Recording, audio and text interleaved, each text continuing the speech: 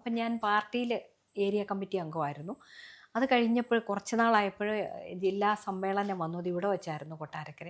അതെല്ലാം വളരെ സജീവമായിട്ട് പങ്കെടുക്കുകയൊക്കെ ചെയ്തു. പക്ഷേ ഇതിനിടയ്ക്ക് ഒരു ചെറിയ കാര്യം വരുന്നുണ്ടായിരുന്നു. ഞാൻ ആദ്യമൊന്നും അതത്ര ഗൗരവമായിട്ട് എടുത്തില്ല. ഞാനങ്ങ് ഇറങ്ങിക്കഴിഞ്ഞപ്പം പിന്നെ ഞാൻ വെച്ചിരുന്ന ഒരുപാട് പദ്ധതികൾ ഇല്ല കോവിഡ് വന്നതുകൊണ്ടും നോട്ടിഫിക്കേഷൻ വന്നതുകൊണ്ടും അതിൻ്റെ ഉദ്ഘാടനങ്ങളും തറക്കല്ലിടീലും ഒന്നും നടക്കാതിരുന്ന ഒരു പ്രശ്നമുണ്ടായിരുന്നു. അപ്പോൾ ഞാൻ ഇറങ്ങിക്കഴിഞ്ഞ് അതൊക്കെ വന്നപ്പോൾ ഞാൻ എല്ലാം പത്രത്തിൽ വായിച്ചറിയുന്ന ഒരു സ്ഥിതി വന്നു. ആദ്യമൊന്നും എല്ലാവരും എന്നെ വിളിച്ച് ചോദിക്കും, "എന്തേ കണ്ടില്ലല്ലോ, നോട്ടീസിൽ പേര് കണ്ടില്ലല്ലോ" എന്നൊക്കെ ചോദിക്കുമ്പോൾ ഒരു റോഡ് ഉദ്ഘാടനം അതുപോലെ ഈ വിദ്യാഭ്യാസ സമുച്ചയം അതാ ഞാൻ പറഞ്ഞു, "ഞാൻ MLA അല്ലാത്തതുകൊണ്ടായിരിക്കും വിളിക്കാത്ത, അത് നടക്കട്ടെ" എന്നൊക്കെ പറയും. കുറേ ആയപ്പോൾ എനിക്ക് മനസ്സിലായി, ഇനി പാർട്ടിയിൽ മാത്രം വർക്ക് ചെയ്ത് പൊതുസമൂഹത്തിൽ ഞാൻ ഉണ്ടാവണ്ടെന്ന് എന്തോ എവിടെയോ ഒരു തീരുമാനം വന്നിട്ടുണ്ടാകും. അല്ലെങ്കിൽ സാധാരണ എല്ലായിടത്തും അങ്ങനെയല്ലല്ലോ.